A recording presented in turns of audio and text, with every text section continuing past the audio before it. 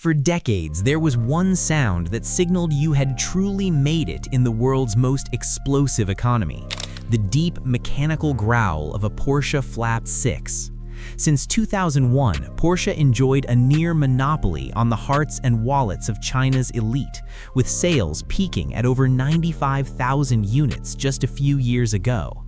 But as we move through the first quarter of 2026, that mechanical roar is being silenced, not by a lack of money, but by a seismic realignment of what luxury actually means.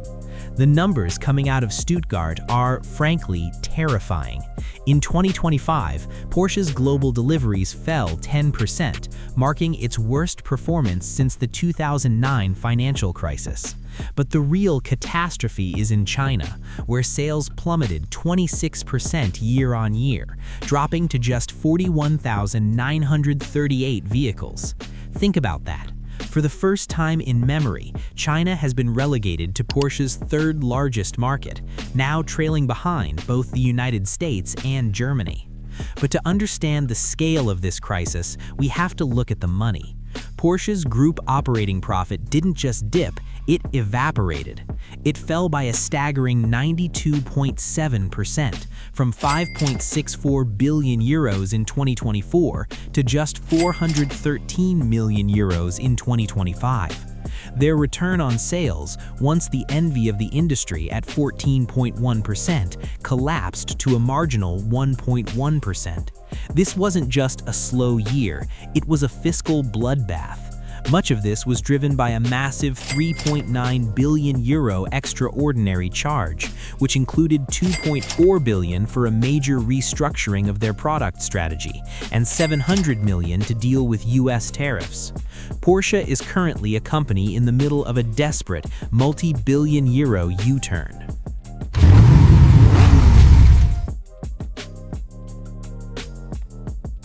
So why are Chinese millionaires turning their backs on the shield of Stuttgart?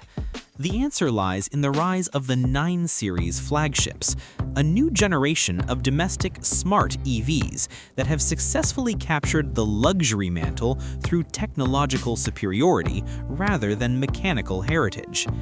Take a look at the Huawei Maextro S800, a collaboration between the tech giant and Jack Group. Since deliveries began in late 2025, the S800 hasn't just competed, it has dominated. In December 2025, the Maextro S800 set a record with 4,376 units sold. That is more than the Porsche Panamera, the BMW 7 Series, and the Mercedes Maybach S-Class combined. When you look at what it offers, it's not hard to see why. For roughly $100,000, which is significantly less than a base Panamera, you get a 5.4-meter-long private lounge. It features a 40-inch movie projector in the rear, a 2,920-watt audio system with 43 speakers, and zero-gravity recliners. In the eyes of the modern Chinese executive, the heritage of a German engine is increasingly viewed as legacy technology, like a high-end mechanical watch. It's nice, but they'd rather have the smart cockpit. Domestic brands treat the car as a mobile smart device. Huawei's Xuanwu architecture and its L3-ready advanced driving systems offer a level of digital immersion that Porsche's legacy systems simply cannot match. While Huawei is attacking Porsche's luxury sedans, Xiaomi is going after its engineering soul. The Xiaomi SU7 Ultra has effectively shattered the myth that only Europeans can build a driver's car. In early 2026, the SU7 Ultra set a new production car lap record at the Shanghai International Circuit with a time of 2 minutes and 9.94 seconds, beating the Porsche Taycan Turbo GT by over 2 seconds. The specifications are almost hard to believe. The Xiaomi uses a tri-motor setup generating 1,527 horsepower, which is nearly 600 horsepower more than the top-tier Taycan. It hits 0 to 100 kilometers per hour in 1.98 seconds and has a top speed of 350 kilometers per hour. But here's the kicker. The SU7 Ultra costs about $112,000 in China. The Porsche Taycan Turbo GT, it starts at $275,500. For a Chinese buyer, paying a 144% badge premium for a car that is measurably slower and has worse software is becoming a very hard pill to swallow. And then there's the 9 Series SUV battle. Yang Wang's luxury arm, U9, has launched the U9 supercar and the U7 sedan to rival the Taycan. The U9X prototype even beat the Xiaomi SU7 Ultra's Nürburgring time by 5 seconds, proving that Chinese engineering is now setting the global pace. Meanwhile, NIO is preparing to launch the ES9, a massive flagship SUV that is longer and more powerful than anything in Porsche's current SUV lineup. With NIO's battery swap technology, which just hit its 100 millionth swap milestone, the range anxiety that often holds back luxury EV sales is effectively solved for domestic buyers. Beyond the cars themselves, a massive regulatory shift in mid-2025 has acted as a catastrophic catalyst for Porsche. The Chinese government reduced the consumption tax threshold for super luxury cars from 1.3 million yuan to just 900,000 yuan.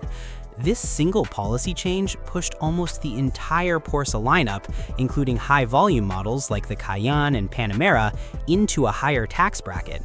This has immediately undermined their price competitiveness against domestic rivals that often bypass these import duties. At the same time, the Chinese economy is wrestling with a protracted real estate crisis that has created a psychological luxury shame among middle-class and aspirational buyers. Consumers are becoming selectively prudent. While 4 in 5 luxury buyers are still optimistic, they are redirecting their spending toward experiences and travel rather than durable luxury goods. This is especially true for Gen Z, nearly 37% of whom plan to reduce or stop luxury purchases entirely. For a brand like Porsche, which relies on being an aspirational target for the next generation, this demographic shift is an existential threat. The result of this sales collapse is visible on the ground. The traditional luxury dealer network in China is facing a severe reckoning. In the first half of 2025, over 50% of car dealers in China operated at a loss. Porsche has been forced to take drastic action. From a peak of 150 authorized locations in 2024, they scaled back to 114 by the end of 2025. For the remainder of 2026, the goal is to cut that network down to just 80 outlets. And it's not just showrooms closing. In a move that signals a massive retreat, Porsche announced it will shut down all 200 of its self-built EV charging stations in China starting March 1, 2026, switching to third-party providers to lower its fixed costs. Compare that to NIO, which is expanding its swap network at a record pace. The message is clear. The high-cost, high-service model of German luxury is no longer sustainable in a market defined by China speed and digital ecosystems. So, what is Porsche doing to fight back? Under new CEO Michael Leiters, the company has launched a radical In China, for China initiative. They've opened a massive 10,000 square meter R&D hub in Shanghai with the autonomy to build a China-specific infotainment system. Partnering with local firm Pateo, Porsche is developing a next-generation smart cockpit set to debut in mid-2026. This new system will feature a large language model-based AI voice assistant, 3D vehicle control using a video game engine, and native integration with China's digital ecosystem. They are also being forced to be pragmatic about powertrains. Porsche has effectively scrapped its goal of 80% EV sales by 2030. They've realized that while the electric market is a brutal price war, there is still potential in the shrinking but high-margin market for combustion engines. This is why they are designing additional gasoline and plug-in hybrid SUVs specifically for Chinese tastes, while using the iconic 911 as a financial ballast to keep the company afloat. The 911 actually set a delivery record in 2025, proving that for pure heritage, there is still a niche, but it's not enough to save the entire company. The 2026 recovery forecast for Porsche is cautiously optimistic, targeting a return on sales between 5.5% and 7.5%. But this assumes they can successfully bridge the software gap. Industry analysts are skeptical. As smartphone origin players like Xiaomi and Huawei dominate the smart EV tier, they are eroding the pricing power of legacy brands. Most consumers in China are no longer duped by fancy emotional messages. They want real value based on functionality and quality. If Porsche cannot prove its differentiated value in a world where a $112,000 Xiaomi is faster than a $275,000 Taycan, then the badge itself will continue to lose its luster. The Great Realignment of 2026 is a warning to every legacy automaker. The old rules of luxury are dead.